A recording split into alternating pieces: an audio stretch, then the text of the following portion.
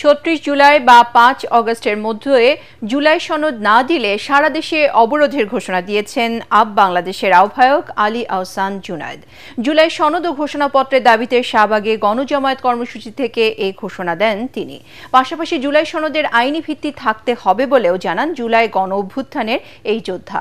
শহীদদের শ্রেষ্ঠ সন্তান হিসেবে রাষ্ট্রীয় স্বীকৃতি না দিলে ৩ অগস্ট সচিবালয় অভিমুখে কফিন মার্চের ঘোষণা দিয়েছে ইনকিলাব মঞ্চ। একই দাবিতে শাহবাগ মোড়ে অবরোধ করেছে আহতরা। রিপোর্ট আদ্দিন সজীবের। কোটা সংস্কার থেকে স্বৈরাচার পতনের আন্দোলন ২৪-এর গণ অভ্যুত্থানের ১ বছরেও জুলাই সনদ না হওয়ায় ক্ষুব্ধ জুলাই শহীদ পরিবারের সদস্যরা।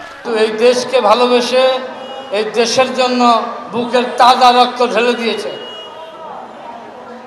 আর আপনারা আমাদের সেই এই সনদ নিয়ে তাল বাহানা শুরু করছে। জুলাই গণ অভ্যুত্থানের যোদ্ধারা বলেন, এতদিনেও জুলাইয়ের আইনি বৈধতা দিতে না পারাটা অন্তর্বর্তীকালীন সরকারের বড় ব্যর্থতা। যারা উপদেষ্টা পরিষদে আছে, আমাদেরকে জুলাইয়ের স্বীকৃতি, জুলাইয়ের ঘোষণাপত্র এবং সনদ দিতে তাদের ১টি বছর পার হয়ে গিয়েছে, এখন পর্যন্ত তারা জুলাই ঘোষণাপত্র এবং সনদ দিতে পারে নাই। ৩ তারিখে একটা প্রোগ্রাম হবে একটা দলের, তারা ঘোষণাপত্র পাঠ করে দিবে, এরপর একটু কাটছাট করে সংবিধানে যুক্ত করে দিব। এই সব রাজনীতি করতে দেয়া হবে না। এই জুলাইয়ের মালিকানা কোনো রাজনৈতিক দলের কাছে আমরা বেচে দেই নাই। এই জুলাইয়ের মালিকানা একমাত্র প্রত্যেকটা শহীদ পরিবারের।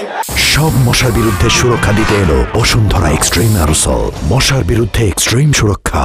এ সময় ইউনাইটেড পিপলস বাংলাদেশ বা আপ বাংলাদেশের আহ্বায়ক আলী আহসান জুনায়েদ জানান, জুলাই ঘোষণাপত্র দেওয়ার শেষ সময় ৩৬ জুলাই বা ৫ আগস্ট, না হলেই সারা দেশে অবরোধ। ৩৬ জুলাইয়ের মধ্যে জুলাইয়ের ঘোষণাপত্র যদি জারি না হয়, সারা দেশে অবরোধ জারি হবে।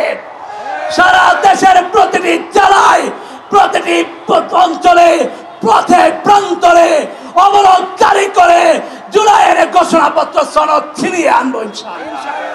আপনারা প্রস্তুত আছেন? আমরা হেলিকপ্টারের গুলি ভয় পাই নাই, র্যাব পুলিশের গুলি ভয় পাই নাই, কোন হুমকি দামকি, কোন আওয়ামী লীগের হুমকি দামকি, কোন সরকারের দুর্নীতি আমাদেরকে দমায় রাখতে পারবে না। জুলাইয়ের ঘোষণাপত্র আমরা আদায় করে ছাড়বো ইনশাআল্লাহ।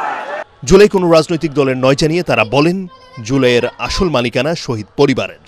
জুলাইয়ের আহত, জুলাইয়ের যোদ্ধারা। আদ্দিন সজীব, এটিএন বাংলা, ঢাকা।